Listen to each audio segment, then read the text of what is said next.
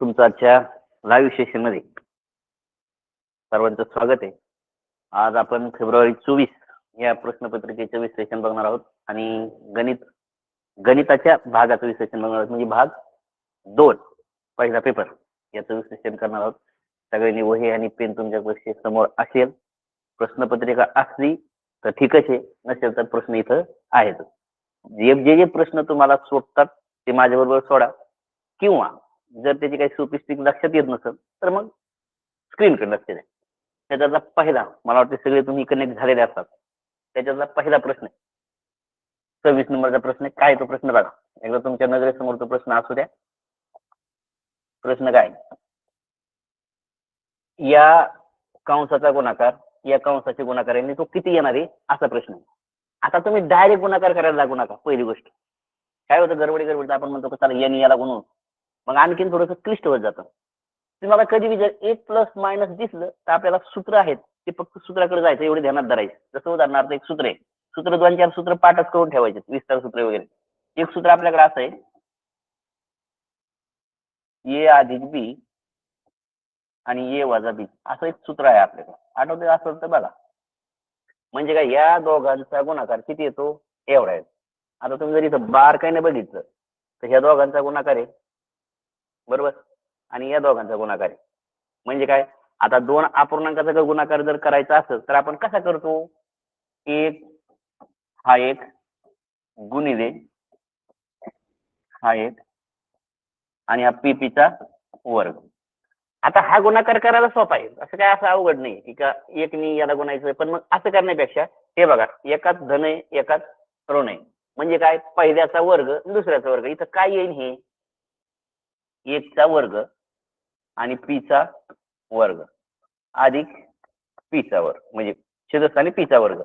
एकचा वर्ग किती, एक अधिक पीचा वर्ग, दोन्हीचा छेद पीचा वर्ग आहे. आता असं आलंय, पण पर्यायात असं कुठे दिसत नाही. दिसतंय का कुठं?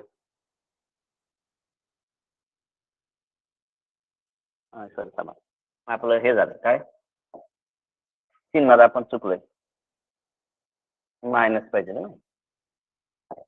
याचं सूत्र असं आहे ना, बरोबर. असं कुठं पर्याय दिसत नाही. मग पर्याय दिसत नाही म्हणून पर्यायच नाही असं नाही. थोडस जर आपण याला हे केलं, हा जो छेद असतो हा दोन्हीकडे बी असतो, बरोबर. म्हणजे काय, एक छेद पीचा वर्ग वजा पीचा वर्ग छेद पीचा वर्ग. जर असं केलं तर काय होईल, हा एक होईल. म्हणजे एक वजा पीचा वर्ग वजा एक.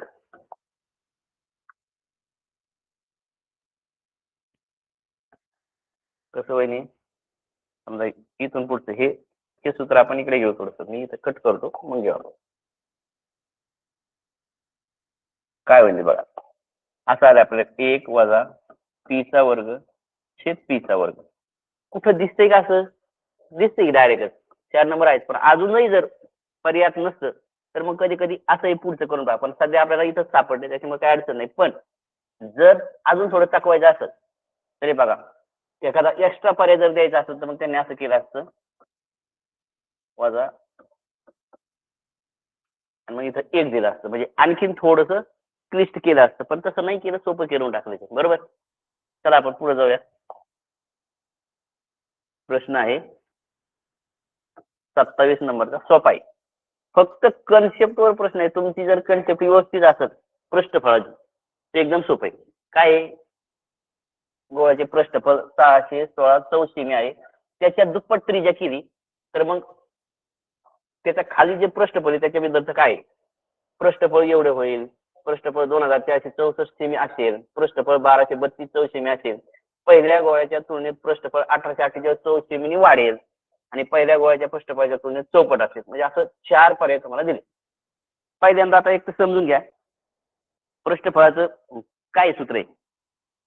गोळ्याच्या पृष्ठफळाचं सूत्र काय,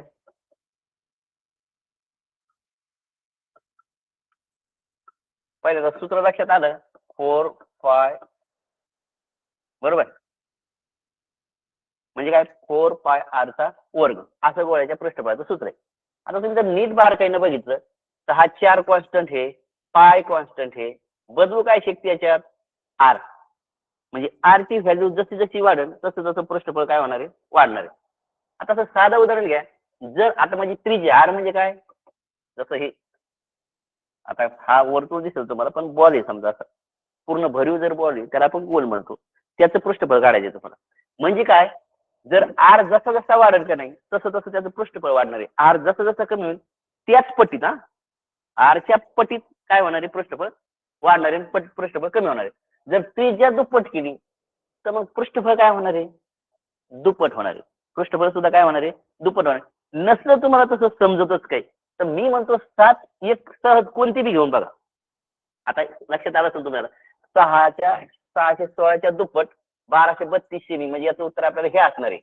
पण तुम्हाला परीक्षेत आठवलं नाही काही तर काय करा, 4 म्हणजे 22/7 777 बरोबर, आरचा वर्ग 7 आपण समजा त्रिज्या घेतली तर पृष्ठफळ काय शकते हे बाकीचे असू द्या किती बी, फक्त बघू आपण 7 ने 7 कॅन्सल झालं बरोबर.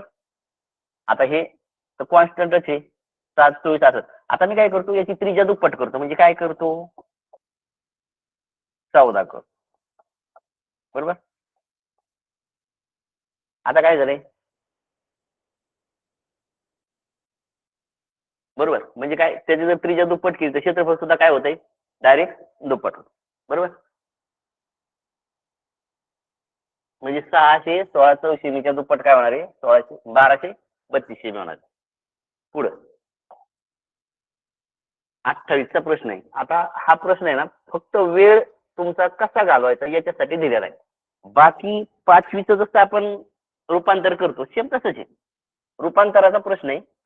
तुम्हाला ती एक ओळ तुमची पाठात असेल का, जसं आपण म्हणतो मिली, त्याच्यानंतर सॉरी सेंटी, डेसी, मग आपण इथं ग्रॅम, मीटर, लिटर, इथं डेका, हेक्टो आणि किलो ही ओळ तुमच्या पाठ असली पाहिजे. याच्यावर तुम्हाला रूपांतर करता यायला पाहिजे. आता 8वी पर्यंत आपण गेले म्हणजे आपल्याला रूपांतराची थोडीशी आयडिया आहे. कुणीकडे कसं गेल्यानंतर काय होतंय कशाबद्दल म्हणजे काय, म्हणजे याच्या 10 पटीनं हे असं वाढत वाढत जातं, इकडे काय होतंय हे रूपांतर जर तुम्हाला माहिती असेल तर हा प्रश्न एकदम सोपा आहे. आता तुम्ही सुरुवात कुठून करता, कुठूनही करा, कोणता बी एक पर्याय पकडा, या पर्याय पकडायचा, याचं रूपांतर खालच्या 3 पर्यायाशी बरोबर होतं का तेवढं बघायचे. याच्यातलं एक पर्याय कोणत्याही एक पर्यायाशी जुळा का आपलं उत्तर आलंय. आपण गृहीत धरू का हा पर्याय मला, कारण वर असं गणित दिलेलं नाही. ह्याच पर्यायातून हेच 2 पर्याय तुम्हाला कुठेतरी कनेक्ट करायचे. वर जर आपण गणित एखादं दिलं असतं तर आपण म्हणलं असतं का चला वरच्या गणिताचा हा पर्याय कनेक्ट आहे, पण तसं दिलं नाही. त्यांनी काय केलं तुम्हाला पर्यायशीच खेळवायचंय. म्हणजे हा पर्याय जर घेतला 12 किलो 175 डेका, आता डेका कुठे इथे 12 किलो म्हणजे इथे, इकडून जर आपण इकडे चाललो तर आपलं काय होतंय 10 पटीने काय होतंय म्हणजे त्याच्यात एक्स्ट्रा होत जातं. म्हणजे जर इथं 1200 असत आणि हे काय 175 डेका बरोबर. आता पुढे बघा, म्हणजे काय मला आहे ना हे जर ग्रॅम करायचं असत थोडस, हे जर इकडे मला ग्रॅम करायचं असेल इकडे तर 1750 ग्रॅम होईल आणि हे 12,000 ग्रॅम 12 किलोचे टोटल ग्रॅम किती होईल मला पहिलं ते करू आपण. टोटल किती होईल हे 12,000 आणि हे 1750. तुम्ही नुसती एवढी बेरीज जरी केली ना तर तुमच्या लगेच लक्षात येते आपण कुठंतरी उत्तराच्या जवळ आलोय. आता पहा इथं हेक्टो 121 हेक्टो 75 ग्रॅम 121चा आणि याचा कुठंही ताळमेळ बसत नाही. हा तुम्हाला लक्षात येते बघा इथं कुठंतरी 1 3 5 म्हणजे हा पर्याय. आता तुम्ही म्हणता सर मग अंदाजेच मार्ग नाही, हा आपण करू. असं मला तरी वाटतं बघा हे 2 पर्याय एकदम क्लोज दिसतात, कारण हे 13 किलोग्रॅम नाहीच होते याच्यात बरोबर. मग आता कसं आहे तर आपण बघू याचं, हा पर्याय एकदम याच्याशी कनेक्ट आहे का बघा. 135 हेक्टो करायचं. आता परत हेक्टोकडे जायचंय, उदाहरणार्थ इकडे याचं कन्व्हर्जन मला कुठं करायचंय ग्रॅम वरून हेक्टोकडे जायचंय. मग कसं होणार आहे आता पहा इथं 135 हेक्टो आहे म्हणजे याच्यातून काय करायचंय तर मला हे किती 1300, तर मी काय करतो 35 करायचं मला इथं बरोबर आहे. हे सगळं ग्रॅम आहे आणि हे ग्रॅम, मी फक्त याची फोड केली म्हणजे 13,500 ग्रॅम म्हणजेच 135 हेक्टो आणि वरचे हे 250 ग्रॅम तर आहे. म्हणजे हा पर्याय आणि हा पर्याय तुम्हाला फक्त कॅल्क्युलेशन करायचे आणि जोडायचे. म्हणजे हे 2 पर्याय सेम आहेत, हे 2 पर्याय कनेक्ट नाही, म्हणजे 2 पर्याय वजन समान आहे. ओके चला आता हा प्रश्न मी तुम्हाला थोडा देणार आहे, कारण तुमच्या थोडा बुद्धीला फरक सोपा आहे, पण बघा आपण त्याच्या अगोदर पुढच्या प्रश्नाकडे जाऊया. हा, आता या प्रश्नात तुम्हाला प्रचंड सूत्राचा वापर करायचा आहे आणि सोडायचा. प्रश्न खूप सोपा आहे. असं एवढं मोठं दिसलं का आपण गांगवून जातो का कसं सोडायचं. पण तुम्ही थोडासा विचार केला का एकदम सुटतंय. आता इथं थोडंसं चकवायसाठी मुद्दाम त्यांनी पर्याय मागे पुढे दिले. तर याची मांडणी थोडी पहिल्यांदा व्यवस्थित करून घ्यायची. कशी करायची, तर आपण पहिल्यांदा काय करतो, आपण मांडणी थोडी व्यवस्थित करू. कशी करणार मांडणी आपण, तर एक्सच्या घातांकाची आपण उतारात मांडणी करतो. म्हणजे कसं, 16x चा वर्ग अधिक 16xy अधिक 4y चा वर्ग. तर ही अशीच का मांडणी केली तुम्हाला थोड्या वेळाने समजेल. 16x चा वर्ग 4y चा वर्ग. मी काय करतो, याचा काहीच करीत नाही, फक्त मला याच्यावरच काम आहे माझं. मी नंतर इकडे बघतो याला काय करायचं. जेव्हा कधी तुम्हाला असं दिसेल का नाही 4x, तर समजून जायचं की आपल्याला अशीच कुठेतरी फोड जवळ करायची. बरोबर. मी काय करतो, 16x वर्ग आहे ना 4x आणि याचा वर्ग करतो. बरोबर. असं लिहिलं तर काय अडचण आहे. याचा जर वर्ग केला तर 4चा वर्ग 16 आणि x चा वर्ग x स्क्वेअर, म्हणजे बरोबर आलं. बर. आता तुम्ही याची फोड थांबवा, आपण याची फोड करणारच आपण, पण कशी करतोय बघा. मी काय करतो, पण याची फोड करतो. मी असं करतो, याला 2y चा वर्ग. कधी असं आलं का नाही, का समजून त्याला आपल्याला या सूत्रात घेऊन जायचं. विस्तार सूत्रात आपल्याला नेऊन जायचंय. कसं नेणार आहेत आपण याला, हे कसं आहे, a अधिक b कंसाचा वर्ग असं सूत्र आहे. a चा वर्ग अधिक ट्वाइस ab अधिक b चा वर्ग. आता इथं दोन सूत्र आपल्याला करावं लागणार. मग आता मी काय करतो, a चा वर्ग झालं, मला हा भेटला, b भेटला. मला याची फोड अशी करता येईल का, 16ची xy मध्ये. तर मला कसं करावं लागेल, 2 a आणि b. 2 a म्हणजे मी 4 मानतो, 4x आणि गुणिले 2y. बघा, 4 2 8, 8 2 16xy. म्हणजे सूत्रात कसं तयार झाले, असं 2 गुणिले 4x गुणिले 2y अधिक 2y चा वर्ग. आता कोणत्या सूत्रात बसले, मग मला समजून जायचं मी का a माझा 4x आहे आणि b माझा 2y. म्हणजे मी कसं देणार मग याला. बघा, एवढं कळलं का इथपर्यंत. आता याची फोड मी अशी केली, तुम्हाला याची फोड करायची होती, ही फोड समजली. म्हणजेच मला असं मांडायचंय आता, 4x अधिक 2y या होल कंसाचा वर्ग हे इथं मांडत. म्हणजे एवढं जे आहे ना, ते मी फक्त एवढ्या याच्यात केलंय. तुम्ही जर याचा वर्ग करून पाहिला तर सेम असं आहे. ते समजलंय. चला, मला वाटतं मला माझी जागा रिकामी करतो, मी इथं मांडून ठेवतो. हे काय, अधिक 2y याचा वर्ग. मी थोडीशी ही जागा इथे रिकामी करतो माझी. आता खालच्याचं कन्वर्जन आहे याच्यात. आता तुमची जेवढी तुम्ही जास्त प्रॅक्टिस करणार ना, हे तुमच्या लगेच लक्षात येणार का कोणत्या सूत्रात कोणतं बसते. हा सगळा प्रॅक्टिसचा भाग आहे. चला, आता जसं मायनस आलं म्हणजे मायनसचं सूत्र आहे. आता इथं काय बघा, मी काय करतोय, हे झालंय माझं, मी इथं जातो 16x वर्ग वजा 4y चा वर्ग. मी काय करतो, याच पदाला मी असं लिहितो 4x याचा वर्ग. मी या पदाला काय करतो, 2y याचा वर्ग करतो. असं सूत्र कोणतं आहे, तर याचं सूत्र असं आहे, a वर्ग वजा b वर्ग. याचं सूत्र असं आहे, एका कंसात a अधिक b आणि दुसऱ्या कंसात a वजा b. या दोघांचा गुणाकार असा येतो. म्हणजे मला ही मांडणी मला अशी मांडायची. कळली. म्हणजे काय, याच्यात a म्हणजे 4x आणि b म्हणजे 2y. मग मी कसं मांडू याला, तर मी हे पुसतो आणि याला मी तशा मांडणीत घेऊन जातो. कसं, एका कंसात घेतो मी 4x अधिक 2y आणि एका कंसात घेतो 4x वजा 2y. हा फक्त वेळ, आता वेळ लागत नाहीये, पण आपण काय करतोय, तुम्ही जर प्रॅक्टिस केली तर पटकन सुचतं तुम्हाला त्याच वेळेस. पण जर प्रॅक्टिस नसेल तर मग थोडीशी अडचण येते. आता काय झालं बघा, वर काय केलंय, की वर्ग म्हणजे काय, हेच पद डबल ना. एखाद्या संख्येचा वर्ग म्हणजे काय, तेच पद डबल ना. मी काय करतो, याला डबल करतो. म्हणजे कसं, 4x 2y हे दोनदा घेतो फक्त, 4x अधिक 2y. आधी काय आलं मला, हे एका कंसात 4x अधिक 2y, दुसऱ्या कंसात 4x वजा 2y. आता शिक मी आता याच्याकडे येणार आहे. ज्यावेळेस अपूर्णांकाचा आपण हे करतो ना, a अधिक b भागिले c अधिक d जर असेल तर आपण काय करतो, याचा गुणाकार व्यस्त करतो इथं. म्हणजे काय, हे पहिलं पद अपूर्णांक तसाच ठेवतो, याची उचल बांगडी करतो, असं करतो. सेम असंच करायचं इथं. म्हणजे काय, मला याचा गुणाकार व्यस्त करायचा, याचा लगेच भागाकार आणि काटाकाटी करीत नाही बघा. भागाकार आता शेवटी होणारच. भागिलेच्या ऐवजी आता मी इथं गुणाकार करतो. वरचं पद म्हणजे खालचं पद वर जाईल, 4x - 2y, आणि खालचं पद खाली येईल. आता बघा, याने थोडस मुद्दाम असं केलंय का, 2y अलीकडे गेले, मी याला असं करतो ना, 4x + 2y, काय अडचण आहे, बेरजेचं आहे. आता तुमच्या लक्षात आलं असेल, हे पद आणि हे पद कॅन्सल होतंय, हे पद आणि हे पद नाही.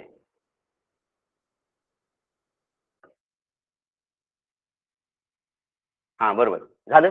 खाली काय राहिलं आता, 4x + 2y, 4x + 2y, त्याच पदाने त्याच पदाला भागिलं, भागाकार किती येतो, 1. तुमचं उत्तर काय? आता तुम्हाला किती मोठं कन्व्हर्जन होतंय, मोठं नव्हतं कन्व्हर्जन, सोपं होतं. तुम्हाला इतर लगेच रचना कळत होत्या. हे जर तुमच्या सूत्रात बसत आहे, 16 16 16 16, लगेच लक्षात येते का हे सूत्रात त्यांना न्यायचंय आपल्याला, बरोबर. चला लिहिलंय का तुम्ही? म्हणजे काय, एक शेवटची मान्य म्हणजे शॉर्टकट मध्ये मान्य तुम्हाला मी आता मांडून देतो. कसं मांडलं बघा, मी 4x आहे ना, 4x + 2y वर्गाचं हे आणि हे 4x - 2y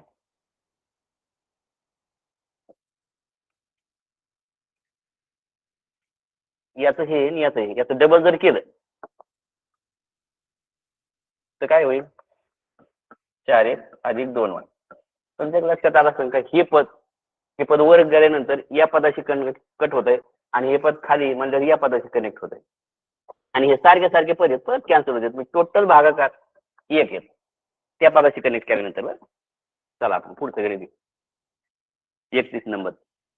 आता पहा काय, जे असं गणित येईल का ना, पहिल्यांदा आकृती काढायची. जर आकृती काढली नाही तर मग गणित चुकण्याची जास्त शक्यता आहे. काय, एका मंदिराच्या चौरसाकरती परिसर आहे. आता मंदिर राहू द्या, पण परिसर तर काढा. परिसर कसा आहे, चौरसाचा आकाराचा आहे. बर, पुढे काय म्हणते ते, त्या परिसराची बाजू म्हणजे ही बाजू किती आहे, 40 मीटर. पुढं त्या प्रत्येक बाजू लगत त्या बाजू इतकी समान बाजू असणाऱ्या त्रिकोणाकृती बाग आहेत. म्हणजे ह्याच बाजू एवढी बाजू अशी इकडे, आणि इथे एक अशी बाग आहे. तर थोडीशी आकृती मागे पुढे होईल पण समजून जा का, अशी बाजू आहे, बाग आहेत अशा बाग आहेत. बर, पुढे काय केले, त्यांच्या बाहेरच्या कडेने संरक्षण मिळवण्यासाठी 5 पदरी कुंपण करायचे. आता पहा, पहिल्यांदा हे जे आहे ना,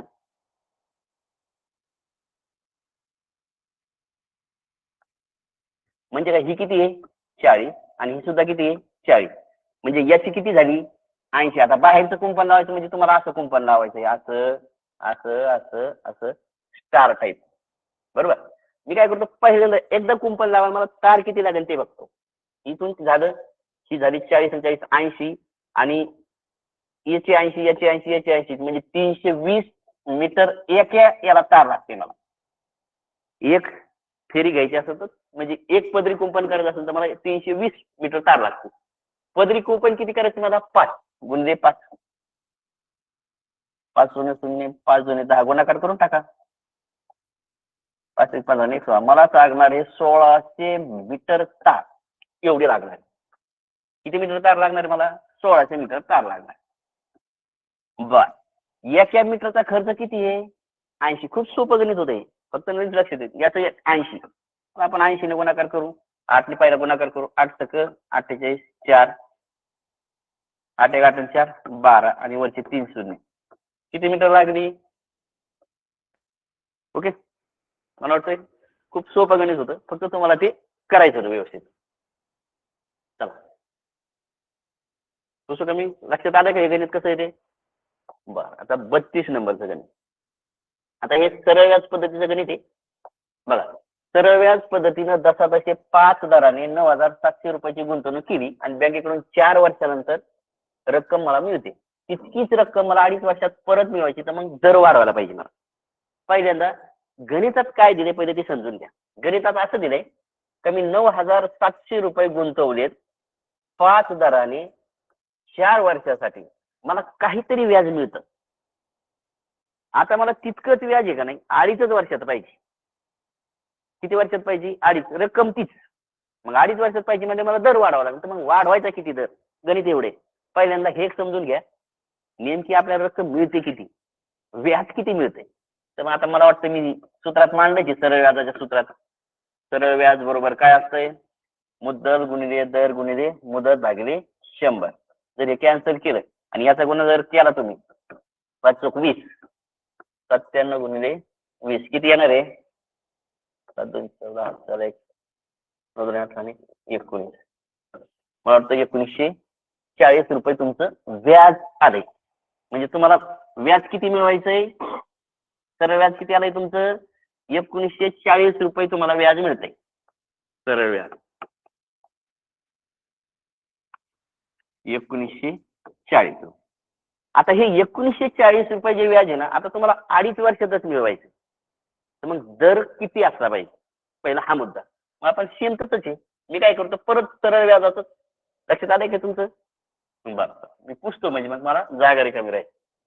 आता काय करतो मी, मला व्याज मिळालंय, मला बरं समजा जर व्याज मिळालं तर आपल्याला दर काढता येतो का नाही? जर मुद्दल माहिती असेल, मुदत माहिती असेल, मग दर काढायला काय अडचण आहे? आपण काय करू, दर काढू. मी सरळ व्याजाचं सूत्र लिहितो. काय आहे? मुद्दल गुणिले दर गुणिले मुदत भागिले 100.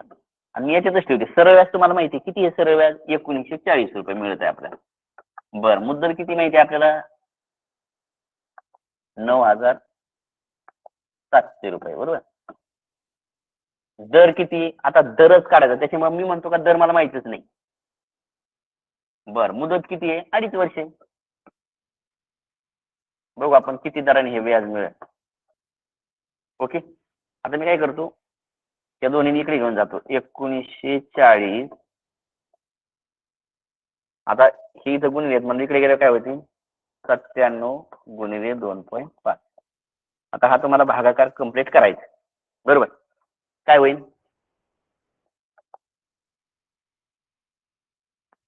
करा, करून घ्या. आता हे जर गुणाकार केला किंवा आपण त्याला 5 ने भाग जातो का बघा, जातो, बरोबर.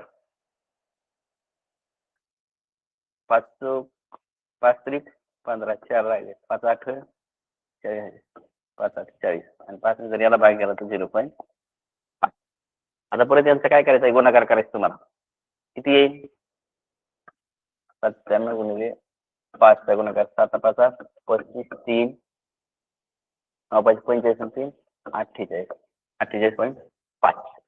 म्हणजे याचा गुणाकार किती आहे? 48.5. म्हणजे काय होईल? 388 भागिले 48.5. करा, तुम्हाला करीत असेल ना, घ्या करू. किती येतो बघा. तुमचं झाला का भाकर? आता मी फक्त टेक्निक सांगणार आहे, पूर्ण भाकर करून देणार नाही, तुम्हीच करायचंय. तू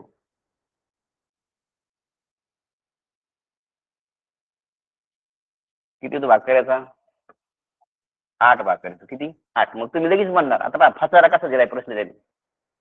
पहिला आपण घाई घाईत उत्तर आलं का 8 लगेच देतो. 8 नाही, हे उत्तर नाही येतात. उत्तर प्रश्न काय पाहिजे ते तर समजून घ्या.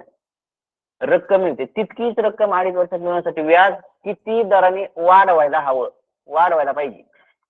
किती पाहिजे हा नाही, किती वाढवायला पाहिजे. पहिल्यांदा कितीने भेटत होतं? 5 ने. 8 व्हायला पाहिजे, म्हणजे कितीने वाढायला पाहिजे? 3 ने वाढायला पाहिजे. उत्तर काय याचं? हे म्हणजे आपण घाईच एवढी असते आपल्याला का जसंच का 8 आला का आपण लगेच पर्याय मांडतो. प्रश्न बघत नाही नीट. कितीने वाढवायला पाहिजे? तर 3 ने वाढवायला पाहिजे, म्हणजे 8 होईल. म्हणजे पर्याय किती आहे? तिसरा. चला पुढं. एकदम सोपं आहे गणित आहे, जसं सूत्र आहे तसे ते. काय बघा, x वजा y चा वर्ग दिला 49 आणि x अधिक y चा वर्ग दिलाय 169. सांगितलंय 4xy किती. आता तुम्ही म्हणता सर याचं तर काहीच मिळेल नाही. काही करू नका, घाबरायचं नाही. पहिल्यांदा काय करायचं, यांचे वर्ग करून घ्या. म्हणजे सूत्रात आपल्याला माहिती आहे a अधिक b आणि a वजा b हे सूत्र जर तुमचे पाठ असतील तर हे गणित एकदम सोपं आहे. मी काय करतो, याचं सूत्र पाठ म्हणजे हे करून घेतो. काय आहे, x वर्ग वजा 2xy अधिक y चा वर्ग बरोबर किती आहे, 49. बा पुढं याचं मी थोडं पुसतो आणि इथंच लिहून काढतो. याचं सूत्र काय आहे, एक्स वर्ग अधिक 2xy अधिक y चा वर्ग बरोबर 121. तुम्ही आपल्याला आणायचे 4x, इथं तर काहीच दिसताना. थोडस जर याच्याकडे बघितलं का नाही तर लक्षात येते का 4x काय.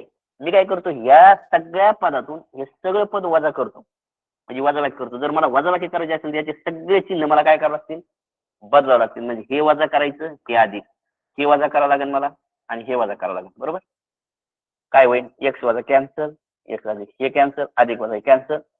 बघा 2x 2x किती झाले, 4xy बरोबर. याच्यातून हे वजा करायचंय म्हणजे किती, 169 मधून 49 जर मी वजा केले तर किती राहील, 120.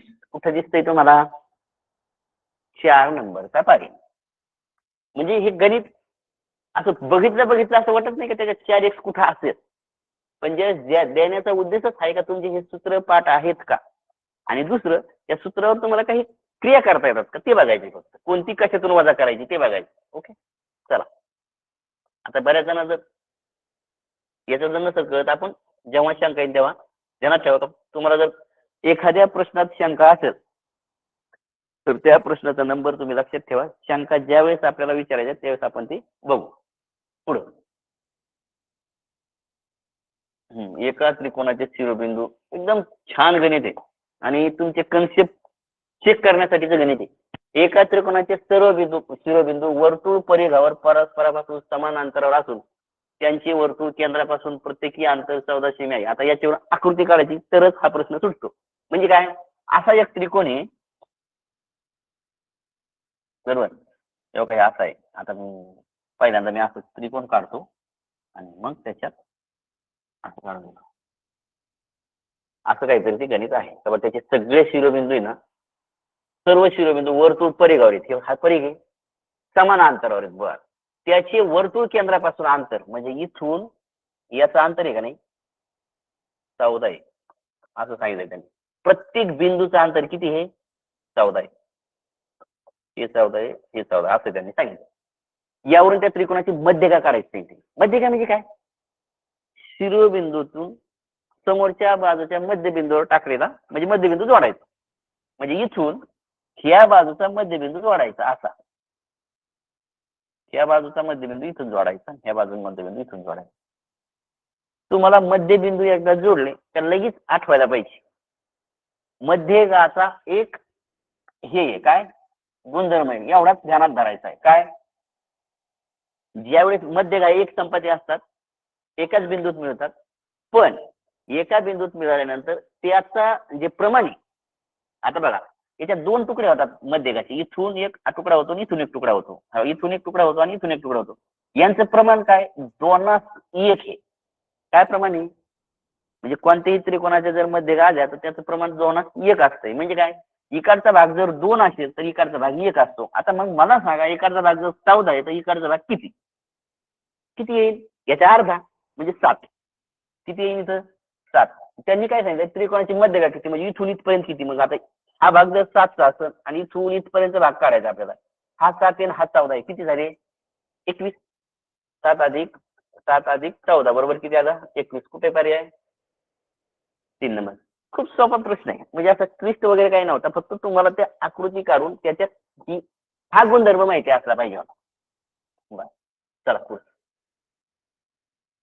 खालीलपैकी आता हा प्रश्न खूप छान आहे, व्यवस्थित समजण्यासारखीचा कन्सेप्टचा प्रश्न आहे. काय बघा, आता हे पहिलं येणार नाही त्याचं 25 36 64 असं आलं काही नाही, याला पूर्ण संख्या देऊन काढायची. म्हणजे कसं, हे बघा मी या 2 पर्यायाचं आता मला इथं लिहिता येत आहे म्हणून बघतो मी. काय येतं, 5 p चा वर्ग अधिक, मी काय करतो हे 30 आतमध्ये घेतो, वजा, मला सूत्रात बसण्यासाठी घेतो मी त्या, वजा 30 pq अधिक 6q चा वर्ग असं करतो.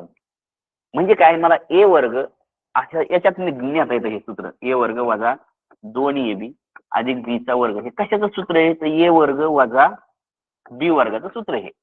सॉरी,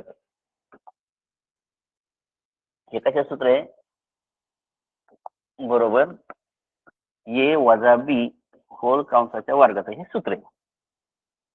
मग म्हणजे काय, जर मला याचं असं केलं का नाही तर मला कसं भेटतं बघा, याचा ह्या दोन्हीच्या मध्ये गुणाकार मला भेटतो. म्हणजे या दोघांचा गुणाकार करायचा, त्याची दुप्पट मला मध्ये भेटते. नीट समजून घ्या, ही महत्वाचं आहे. हा तर आहे याच्यात बीचा वर्ग झालेला आहे, पण इथं झालं पाहिजे दुप्पट, ह्या दोघांचा गुणाकार करून त्याची दुप्पट आली पाहिजे. म्हणजे काय, जर मला इथं आहे का नाही, हा 6चा 36चा वर्ग बरोबर हे 5चा बी झाला. आता मला दुप्पट करून वर्ग येतो का बघायचंय. यांचा गुणाकार, ह्या दोघांचा गुणाकार किती आला, 30, आणि 30ची दुप्पट किती आली, 60. इथं 60 असतं तर मी हे पर्याय बरोबर दिला असता.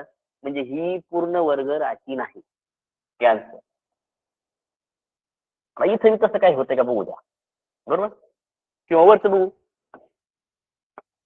आता रॅन्डमली पकड होता बरं पर्याय, तर चेक करायचा आपल्याला एक एक. मी रॅन्डमली एक चेक करून बघितला, तो निघला, लकीली निघला. आता पुढचा चेक करायचा आहे. मग तुम्ही माझा पहिला का नाही चेक केला, पहिला का चेक करायला थांबवला मी, ए मायनस घात हे 2, त्याचं कन्वर्जन थोडंसं बघू. पण पहिल्यांदा जे सोपे आहे ते चेक करून बघू. जर 2 नसतील, क्रॉस झाले, उरलेले 2 मग बरोबर आहेत. आता मी काय करतो, दुसरा चेक करतो. म्हणजे काय, याला कसं देतो बघा, 4m चा वर्ग वजा 16 मी इथं देत नाही, इथं तसंच ठेवतो, 16n चा वर्ग असं बघतो. तुमच्या एक लक्षात आलं, असं आपल्याकडं सूत्रच नाही. कसं बघा सांगतो मी, 4 ला मी असं लिहू शकतो का, 2m चा वर्ग. आता हे 16 आहेत, इथं बी वजा आहे, 16 इथं बी हे. आता मी याला असं लिहू शकतो का, 4n चा वर्ग. म्हणजे वजा आहे म्हणजे आपण वजाचं आपल्याला 2च सूत्र आहेत, नीट समजून घ्या. एक अधिकचं आणि एक वजाचं आहे. म्हणजे हे अधिकचं असं आहे, की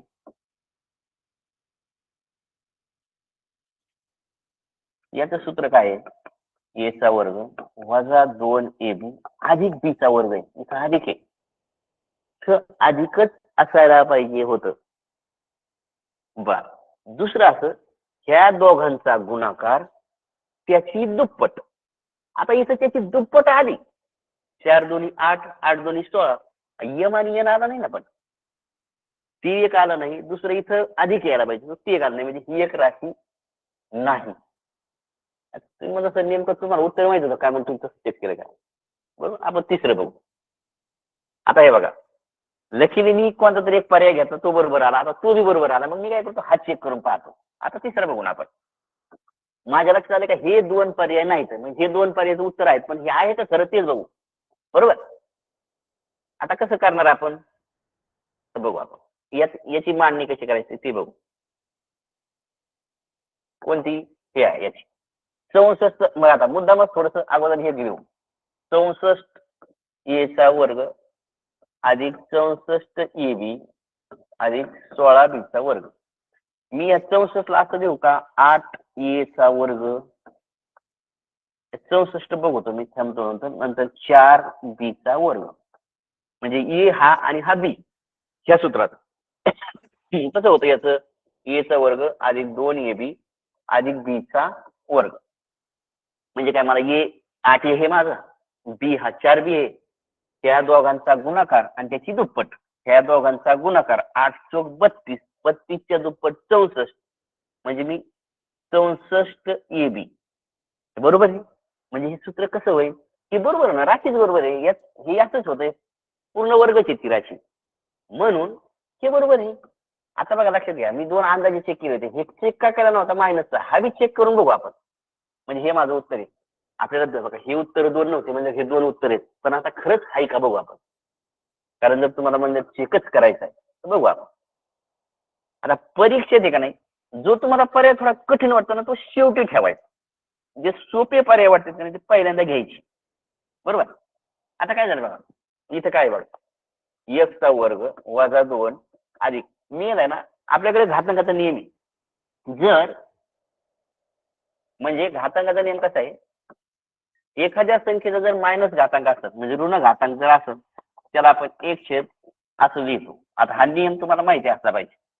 हा जर नियम माहिती असेल तरी ते गणित सुटत नाही तर गणित सुटत नाही. म्हणजे हा पर्याय चेक करता येत नाही. आपण अंदाजित बी करू शकतो पण मग पर्याय चेक करता येत नाही. कसा करणार आपण पर्याय, म्हणजे याला मी असं लिहू शकतो का, एक छेद एक्सचा वर्ग याच्यानुसार खाली धन केला मी.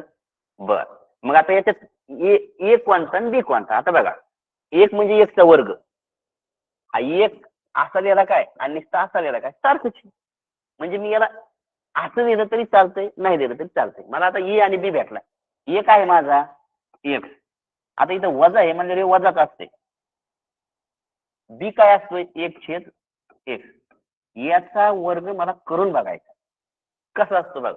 तिथं बघा ते सूत्र आहे तिथं दिले मी हे सूत्र. काय एचा वर्ग म्हणजे याचा वर्ग वजा 2 गुणिले पहिलं पद गुणिले दुसरं पद एक गुणिले एक छेद एक अधिक दुसऱ्या पदाचा वर्ग. इथं नीट लक्ष द्या, हा एक आणि हा एक कॅन्सल झाला. 2 गुणिले एक एकच, बरोबर आहे मग ही राशी बरोबर. आणि हे तर आहेच इथे, म्हणजे ही पूर्ण वर्ग राशी आहे. मग झालं दोनच उत्तर सापडे जातात, 1 आणि 4. पण हा पर्याय शेवटी ठेवून कन्सेप्ट करा. एकदा हे दोन सापडे का डोळे झाकून हे दोन देऊन टाक. ओके चला पुढे 36 नंबरचं गणित. खूप सोपं आहे. तुम्हाला जर बेसिक माहिती असतील का नाही कोणती बी संख्या. आता ही समसंख्या आहे आणि 8वी विषम संख्या विचारली. मला सांगा साधं उदाहरण घ्या. आपण समजा 5 आणि 9 ही 10 ही एक समसंख्या आहे आणि मी म्हणलं का मला 15वी विषम संख्या काढायची. पहिल्यांदा मला याच्या लगतची विषम संख्या काढावी लागेल. काय असते 11वी, म्हणजे याच्यात एक ऍड करावं लागेल मला बरोबर. तर मला पहिली एक विषम संख्या भेटत. मग मी काय करतो 3x वजा 5 याच्यात पहिल्यांदा एक ऍड करतो तरच मला पहिली विषम संख्या मिळते. मला पहिली विषम संख्या मिळाली का. आता जर मला 15व्या विषम संख्या काढायची असेल तर मला आता म्हणजे आता 14वी हे बघा 10 मध्ये जर मला पुढची विषम संख्या भेटली 11वी, आता खाली वरल्या मला 15वी याच्या पुढची 15 विषम काढायची म्हणजे आता एक तर मिळाली म्हणजे 14 राहिल्या. 14 दोन याच्यात परत 28 मिक्स करावं लागते बरोबर. म्हणजे याच्यात आता काय आहे 8वी पहिली तर सापडली आपल्याला, मग 7 राहिल्या, पुढे 7 राहिल्या म्हणजे 14. त्याची दोन दोन विषम संख्या येईल ना. याच्या पुढे परत 2 ऍड करायची मग दुसरी सापडेल, परत 2 ऍड करायची म्हणजे तिसरी सापडेल. असं करावं लागेल. म्हणजे किती 14 याच्यात ऍड करावं लागते. अजून टोटल ऍड किती केली आपण 15 बरोबर ना. किती ऍड केले 15. सोडवा फक्त हे सोडवायचं आहे फक्त, काहीच करायचं नाही. अधिक 15, आता हे 15तून 5 गेले खाली किती राहतात 10. कुठे आहे असं हे पाहिजे ओके. काही ना आता होतं कसं जसं का आपल्याला 10 12 ह्या संख्येवरून उत्तर काढायचं सोपं जातं. पण जसं काही एक्सन 3x 5x असं काही आलं का आपण मग तो संख्या नाही दिली मग काय करायचं. काहीच नाही, हीच संख्या ग्रेट झाला ना. कोणती एक संख्या ती 11 असू शकते 12 असू शकते 20 असू शकते कोणतीही समसंख्या असू शकते. 11 नसेल पण कोणती एक समसंख्या असू शकते बरोबर. घ्या खूप छान कन्सेप्टचा प्रश्न आहे एकदम, ज्याला आपण म्हणतो ना कोर, ज्याला नफ्या तोटा टेकडेवारी याचं एकदम बेसिक चांगल्यापैकी कळलंय, हे पाठ एकदम छान कळले त्याला हा प्रश्न एकदम इझी आहे. कारण याच्यात काही केलं नाही. काय फक्त बघा राघवने एक वस्तू विकताना विक्री किंमत 374 रुपयांनी वाढवली असता 3% तोटा होण्याच्या ऐवजी 5% नफा झाला. पहिलं गणित समजून घ्या काय म्हणतात ते. उदाहरणार्थ मी एखादी वस्तू विकत घेतली, मूळ किंमत घेतली, कोणती तरी एक किंमत आहे माझ्याकडे, मी ती विकली पण विकताना मला 3% तोटा होतो. अशा टायमाला विकली पण मी जसंच का त्याच्यात काही रक्कम वाढवली तर मला 5% नफा झाला. कशामुळे झालं हे, त्या वाढवलेल्या रकमेमुळे झालंय. आता पहिलं समजून घ्या. समजा उदाहरणार्थ मी 100 रुपयाला एखादी वस्तू घेतली, 3% तोटा होतो आणि परत पुढे 5% नफा होतो म्हणजे 105 होतात. म्हणजे काय ती 105 ला घेतली होती 100 रुपयाला बरोबर. पहिले समजून घ्या काय झालं ते बरोबर. 105 आणि 97 म्हणजे काय. मी जर असं म्हणलं समजा मी 8 रुपये वाढवले, बरोबर ना? काय झालंय, तो तोटा तर भरून निघला. 384 मध्ये झालंय काय पहिलं समजून घ्या. जी किंमत होती का नाही तिची, तो तोटा भरून निघाला, वरून 5% नफा भेटला. म्हणजे तुम्ही त्या तोट्यापासून नफ्यापर्यंत जाण्यासाठी तुम्हाला किती टक्के रकमेत फरक पडाय? हा 3% तोटा आणि हा 5% नफा. म्हणजे म्हणजे कसं, इथं जर 3% अंतर, हे 3 टप्पे आणि परत पुढे 5 टप्पे, म्हणजे टोटल 8%चा फरक पडलाय. आणि तो पडला कशामुळे माहितीये का? 384 मुळे. कितीमुळे पडलाय? 384 यामुळं त्या 8%चा फरक पडलाय. बघा, बरोबर? किती? मग 1% म्हणजे काय? बरोबर, म्हणजे कसं, 100 रुपयात जर 8%चा फरक पडत असेल, तर मग 384 ला किती टक्क्याचा फरक पडत असेल? बरोबर? नाही नाही, हा,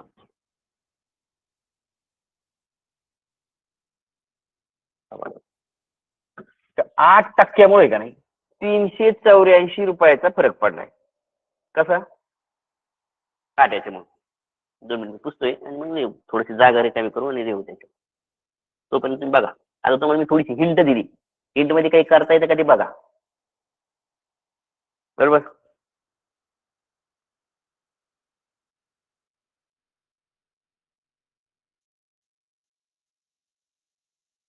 हं. काय झालं बघा. आता मी थोडी मांडणी करणार त्याची, थोडीशी मांडणी कशी ती बघा.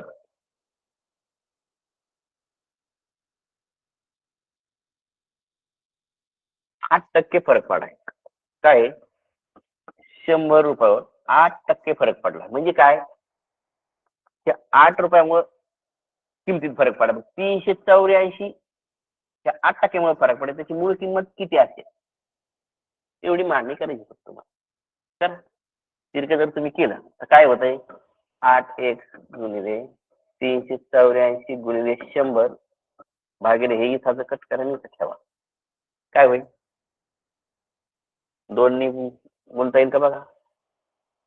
किंवा 8 एक 8, 8 चौक 32, बरोबर? काय 6 आणि 8 8 64. म्हणजे काय? x बरोबर 48 गुणिले 100 म्हणजे 48 रुपये त्याची काय होती? मूळ किंमत होती. बरोबर? ओके. 1% म्हणजे 48 रुपये याच्यात, म्हणजे 384 फरक पडलाय. ओके. चला पुढे जाऊ आपण.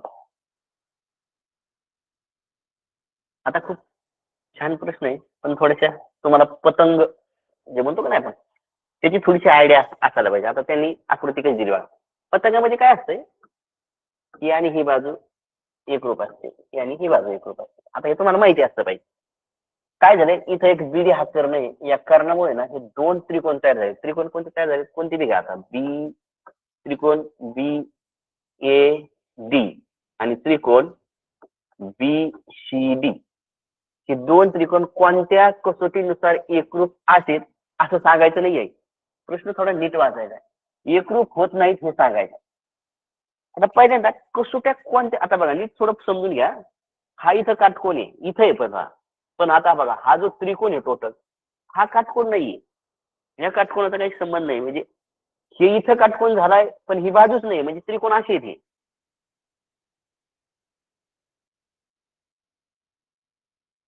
इथं काटकोन झालेलाच नाही. त्याच्यामुळं उत्तर लगेच कळते. थोडस जर आपण म्हणजे आपण म्हणतो बुद्धीला थोडासा ताण दिला, पण बघू आपण काय होतं. आता बघा आता बघा आपण कसोटी चेक करू. चारी पार आहेत ना, एकरूप होत नाहीत म्हणल्यावर याला कसोट्या कोणती लागू होत नाही असा प्रश्न आहे त्यांचा, असं म्हणणं आहे त्यांचं. प्रश्न काय आहे? तर बघ, हे जे 2 त्रिकोण कोणत्या कसोटीनुसार एकरूप होतात पहिल्यांदा ते बघा, आणि होत नाहीत कोणत्या नंतर ते बघा. कोणत्या नाही होतात, ज्याच्या होतात ना ते पर्याय नाही आपला, म्हणजे ते उत्तर नाही. का बाजू बाजू बाजू बाजू, ही बाजू याच्याशी एकरूप आहे, ही बाजू याच्याशी एकरूप आहे, ही तर कॉमनच बाजू आहे. म्हणजे बा कसोटीनुसार हे त्रिकोणचं एकरूप आहे, म्हणजे हे तर उत्तर नसणार आहे. बरं, दुसरं, हा कोण पतंगाचा आणि हा कोण काय असते, सर्व कोणाची एक जोडी एकरूप असते. म्हणजे बाजू ही बाजू, हा कोण आणि ही बाजू बा कसोटीनुसार बी एकरूप आहे. म्हणजे ही एक उत्तर आपल्याला नसणार आहे. बर, दुसरं असं बरोबर. आता बघा, तुम्ही जर साधं कर्णभुजा पर्यायाकडे गेले का नाही इथं, मला सांगा कर्णभुजा कसोटी लागू कोणाला असते नेमकी? कर्णभुजा कसोटी पायथा म्हणजे काटकोणालाच लागू असते. काटकोण नसला का नाही, बस काटकोण असले पाहिजे दोन्ही बी, तरच लागू होते, नाही बाकीचे तरी कोणाला लागूच होत नाही. हा काटकोण नाहीये ना, इथं काटकोण होतोय लक्षात ठेवा. पण याचा आणि याचा काही संबंधच नाही याच्यात म्हणल्यावर कर्णभुजाच कसोटी आहे. बरोबर. आता तुम्हाला तुमचे को बा कोचं काय मग? हे बघा, हा कोण बरोबर, हे कोणतं एक रुपयाचे ही बाजू तर कॉमनच आहे. आणि अजून दुसरा कोणता कोण आहे मग? आणि हा एक हे कोण आहे? कोण म्हणजे कोण बाजू कोण बरोबर. म्हणजे काय कर्णभुजा कसोटी एक उत्तर म्हणजे तिन्ही कसोट्यानुसार त्रिकोण एकरूप होतात, पण यात कसोटीनुसार एकरूप होत नाही. आता ते सरळ आहे ना, कर्णभुजा नावाला काटकोन नाही का, तिथं मुद्दाम त्यांनी चकावण्यासाठी काटकोन दिला होता. पुढं आता रफिक जवळ 28,500 रुपये आहेत. त्याच्याजवळ काही 2,000च्या नोट आहेत आणि काही 500 रुपयाच्या नोट आहेत. आता 2,000 रुपयाच्या नोटा सध्या दिसत नाहीत पण आहेत त्यांना, आणि 500 रुपयाच्या काही नोट आहेत. किती येतात ते माहित नाही पण आहेत नोटा. दोनच प्रकारच्या नोट आहेत त्याच्याकडे, एक 2,000ची एक 500. आता याला आहे ना पर्यायवरून जायचंय. पहिली गोष्ट याला कशावरून जायचंय? पर्याय एक एक चेक करायचं जायचं. तर नोटा कशाच्या शोधायच्या? 500 रुपयाच्या नोटा किती असू शकतील ते सांगायचे तुम्हाला. आता पहिले समजून घ्या, त्याच्याकडे 2,000ची नोट आहे हे मात्र फिक्स. तुम्ही मला निश्चित 500च्या करायचं नाही, त्याच्याकडे 2,000ची नोट आहे, ती 500ची बी नोट आहेत, मिक्स नोट आहेत. आता 2,000च्या किती आहेत आणि 500 रुपयाच्या किती आहेत हे आपल्याला माहित नाही. पण तुम्ही असं नाही करू शकत का 2,000ची नोटच ठेवू शकत नाही, नुसते 500 तसं नाही. आता मी जर म्हणलं पहिल्या पर्याय म्हणजे 57 नोटा जर 500च्या घेतल्या, तुमची एक लक्षात आलं असेल, 7-5 35 खाली 3 5-5 25 आणि 3 28, हे 28,500 बी कशाचे व्हायला लागले? 500च्या नोटाचे व्हायला लागले. 2,000ची मग एक बी नोट नाही राहणार त्याची. हा असू शकतो का पर्याय? मग नाही. त्याच्याकडे 2,000ची नोट आहे, निवड 57 नोटा 500च्याच घेऊन चालणार नाही, म्हणजे हा पर्याय असत नाही. पुढे आपण काय करूया, 23 नोटाचा बघूया. आता या खाली एक म्हणून बघू. 23 नोटा जर मी 500च्या घेतल्या, आता नीट समजून घ्या, 500च्या घेतल्या तर होतंय काय बघा, 5-15 अजून 10 11, 11,500 रुपये कसे झाले? 500च्या नोटाचे झाले. किती? 11,500. 28,500 मधून मी काय करतो, 11,500 रुपये नोटाचे काढून टाकतो बाजूला, 500 वाल्याच्या. खाली किती राहिले? 17,000. मग 17,000 2,000च्या नोटांनी थोडी असतील. 2-2 हजारच्या नोटनी 16 असायला पाहिजे, 18 असायला पाहिजे, 14 असायला पाहिजे. म्हणजे अशा टप्प्यात असायला पाहिजे ना. 2,000च्या नोट म्हणजे कशी असेल, मध्येच कसं काय असेल? 2,000च्या नोटनी 17,000 होऊ शकतात का? तर नाही होणार. म्हणजे हाही पर्याय नाही. आपण दुसरा बघू, किंवा मी 11वा चेक करून दाखवतो तुम्हाला. मुद्दाम तुम्हाला मी तो पर्याय दाखवत नाही. काय होतं बघा, 11वा पर्याय मला घ्यायचा. 11 नोटा समजा मी 500च्या घेतात, 11×5 = 55, 5,500 रुपये झाले 500च्या नोटाचे, असं मी गृहीत धरलं. 28,500 मधून 5,500 रुपये जर वजा केले तर 13,000 2,000चे असू शकतात का? नाही ना. 13,000 कसे 2,000? एक तर 14 असायला पाहिजे होते, खाली राहायला पाहिजे होते. म्हणजे 11वी नोटा आपल्याला घेता येणार नाही. पर्याय कोणता राहिलाय तुमचा आता? जर तुम्ही एक पर्याय चेक केला, दुसरा पर्याय सापडला तर थांबा दुसऱ्या पर्यायावर. मी तुम्हाला 4ही पर्याय चेक करून दाखवतो. आता तुम्ही नाही नाही तो कसं काय असू शकतो पर्याय, बघू आपण असतो का नाही. काय बघा, 25 नोटा जर घेतल्या 500च्या, 5-5 25, 2 5-2 10 2 12, 12,500 रुपये झाले 500 रुपये नोटाचे. 28,500 मधून ते 500च्या नोटाच्या बाजूला करून घ्या, खाली उरले 16,000. 16,000च्या 2-2 नोटा असू शकतात, 8 नोटा. म्हणजे हा पर्याय आपला बसतो. बरोबर. आता याला पर्याय करून जायचं होतं, तुम्हाला एक एक पर्याय चेक करायचं. चला पुढं, खूप छान गणित आहे. काय बघा, वर्गमुळात 1 - k 25 4/5. जे असं येईन का नाही, काय करायचं, इकडचा वर्ग करता इकडचा वर्ग करता, जसा जो वर्ग केला का नाही याचा वर्ग निघून जाते, याचा वर्ग करून घ्यायचा. म्हणजे काय 1 वजा के, ही कर्ण निघून जाणार, याचा वर्ग होणार 16 आणि याचा वर्ग होणार 25. बस एवढं सोडायचं, तुमचं उत्तर क्लिअर. आता काय करायचंय, लगेच घाई करू नका, लगेच 25 इकडे नेऊ नका, पहिल्यांदा हे कम्प्लीट करून घ्या इकडे. म्हणजे काय, 1 वजा के छेद 25 हे कम्प्लीट करा. पहिल्यांदा काय व्हायचंय, 25 वजा के हे 25 खाली बरोबर 16/25. आता काय करा, हे 25 इकडे भागिले ती इकडे जाऊ द्या, गुणा करा. 25 वजा के काय होईल, 16/25. इकडचे 25 तिकडे गेले, हे 25 आहेत. 25 कॅन्सल, खाली काय राहिलं, 25 वजा के बरोबर 16. काय करा, हा वजा ना इकडे जाऊ द्या, इथं खाली राहील 25, हे 16, हा वजा इकडे गेला होईल अधिक के.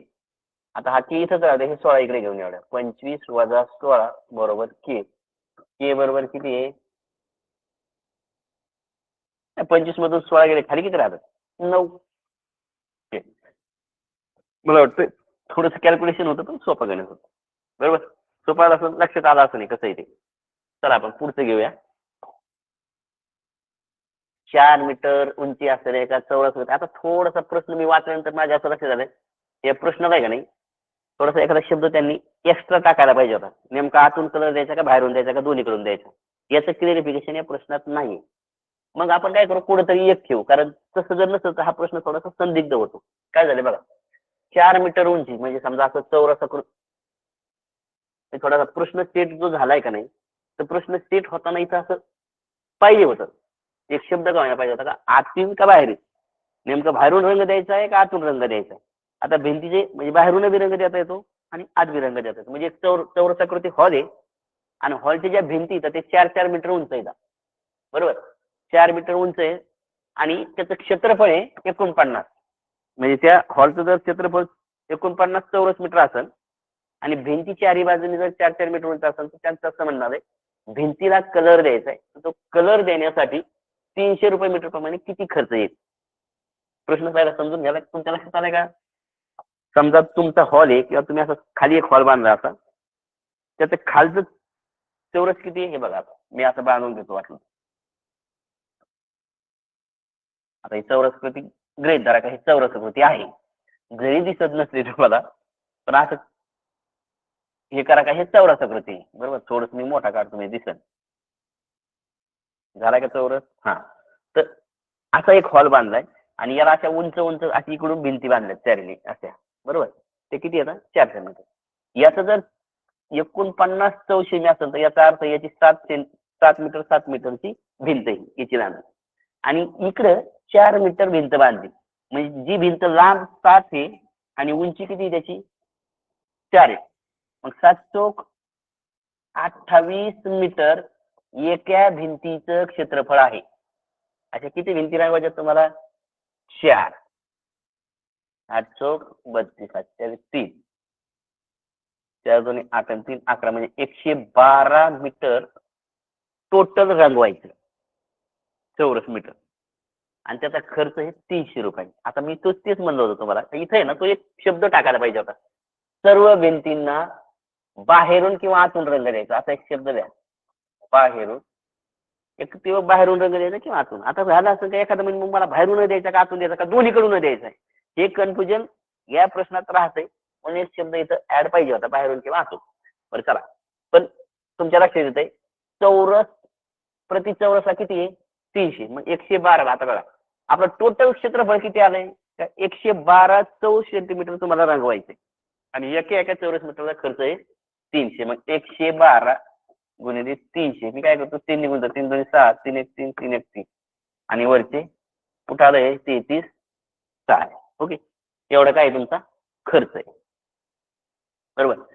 आता जर समजा हे झालं एक बाहेरून रंगवल्यात, आता जर असंच तुम्ही जर पाहिलं असेल तर मग एखाद्याला जर शंका आली, मग दोन्हीकडून बी रंगवायचं असेल तर 33 दोन्ही 66, आणि 66 हे बघा 33च्या जर याचं दुप्पट जर तुम्ही केलं, दुपटीचा पर्याय याच्यात नाहीच आहे. बघा असं हा पर्याय नाहीच आहे, त्याच्यामुळे चला बाबा एक तरी निघतंय. बरोबर, चला पुढचं घेऊ आपण.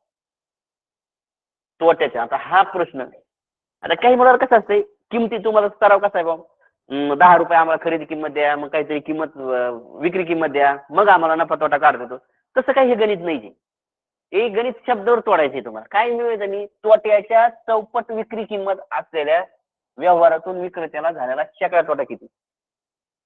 तोट्याच्या चौपट विक्री, आता मी म्हणलं तोटा घेतो मी 100 रुपये, मला माहित नाही किती रुपये तोटा. 100 रुपये जर तोटा असेल तर तोट्याच्या चौपट विक्री म्हणजे काय, 4x ही त्याची विक्री जाईल. आता तुम्ही मला सांगा, तोटा झाला 1, तुम्ही विक्री केली 4, म्हणजे काय झालं पाहिजे समजून घ्या. उदाहरणार्थ तुम्ही म्हणता मी 1 रुपयात मला तोटा झाला आणि 4 रुपयाला मी वस्तू विकली, आणि तोटा किती झालाय, 1 रुपया.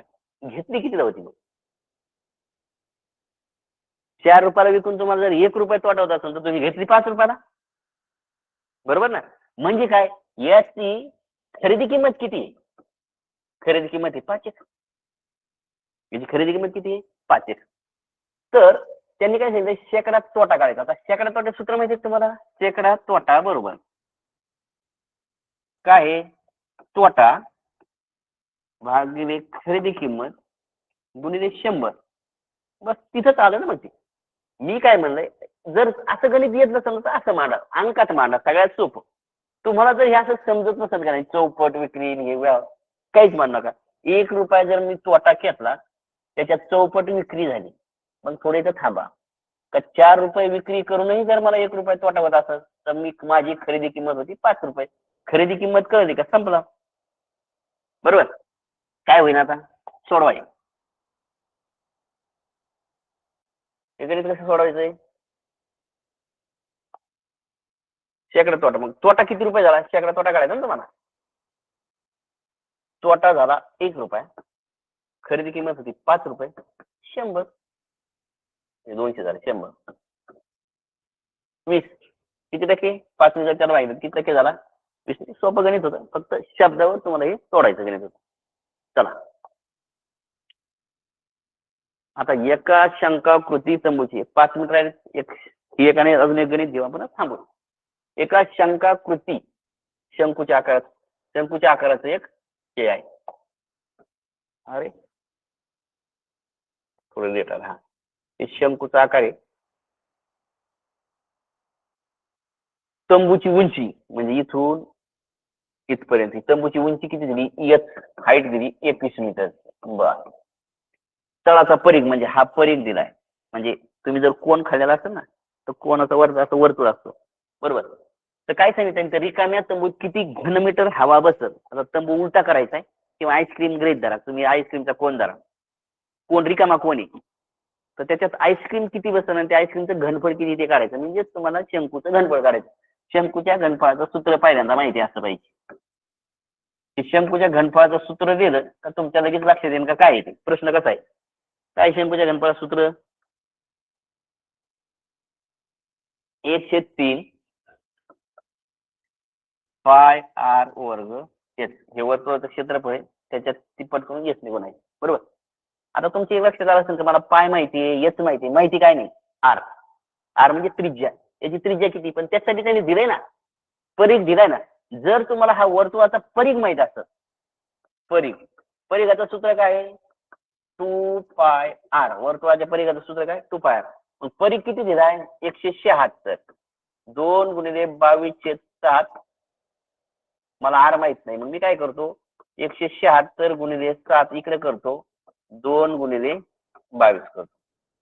मला वाटतंय 22 8 176, 4 दोन्ही हे बेचोक 8 आणि 7 चोक 28 त्रिज्या आहे. बरोबर. किती त्रिज्या आहे, 28. हे बरोबर आहे का, 22 8 पण, हा बरोबर आहे. म्हणजे त्रिज्या किती, 28. मग आता शंकूचं घनफळ काढू. आता याच्यात तुम्हाला पहिल्यांदा त्रिज्या शोधायचं होतं. त्रिज्या जोपर्यंत निघत नाही तोपर्यंत तुम्हाला हे गणित सुटत नाही. चला काय गणित, थोडस मोठं नाही, ते खोटर पण छोट आहे. घ्या काय घनफळ, 1/3 गुणिले 22/7 गुणिले 28 गुणिले 28 गुणिले 21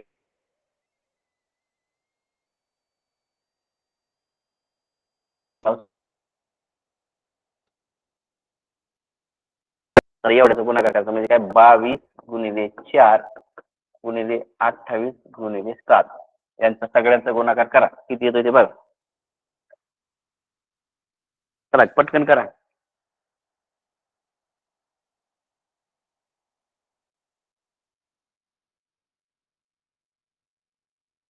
किती येतोय?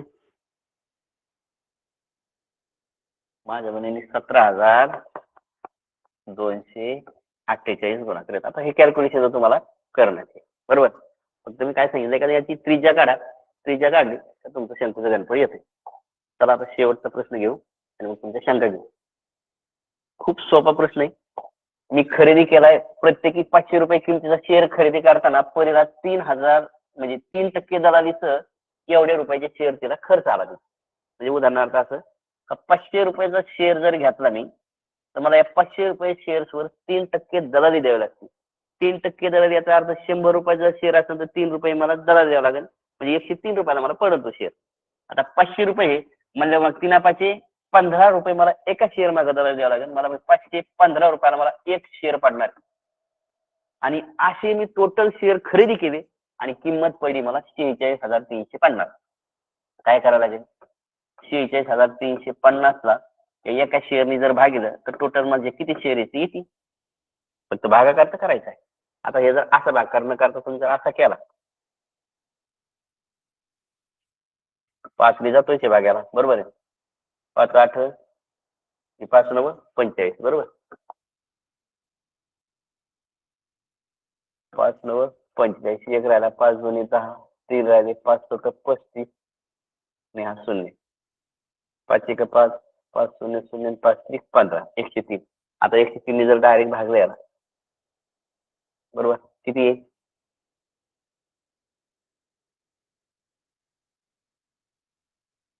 हे बघा 103 ने जर किंवा मग 3च्या कसोटी कशाच्या कोणत्या कसोटीत 103 नेच भागणार आहे का? यांचा जर भागाकार केला तर तुम्हाला तुमचं उत्तर येऊन जाईल. किती येईल उत्तर? हे पहा 103 ला जर 9 3 27 9 1 9 म्हणजे इथं 9 ने भाग जाईल 927 आणि हा वरून 0 घेतला म्हणजे किती झाले? 90. किती शेअर जाईल तुमची? 90 शेअर तुम्हाला घेता येतं. आता फक्त हे तुम्हाला हा प्रश्न फक्त याच्यासाठी दिला होता की तुम्ही ऍड करायला पाहिजे याच्यात आणि भागा करायचे बाकी एवढंच. मला वाटतंय प्रश्न आपण आता 44 प्रश्न घेतले. तो जो एक प्रश्न राहिलाय तो आपण नंतर घेऊ. वर 5 मिनिटं झालेत. आता तुमच्या काही जर शंका असतील झालेल्या प्रश्नात तर तेवढे 2 मिनिटात विचारा आणि मग आपण थांबू. खूप छान शिकवलं सर. झालंय ना? तुम्हाला काही शंका? खूप छान शिकवलं. नाही सर. ओके छान शिकवलं. ओके खूप छान शिकवलं. खूप छान शिकवलं सर. थँक्यू. तर ठेवूया मग आपण काही शंका नाही तर.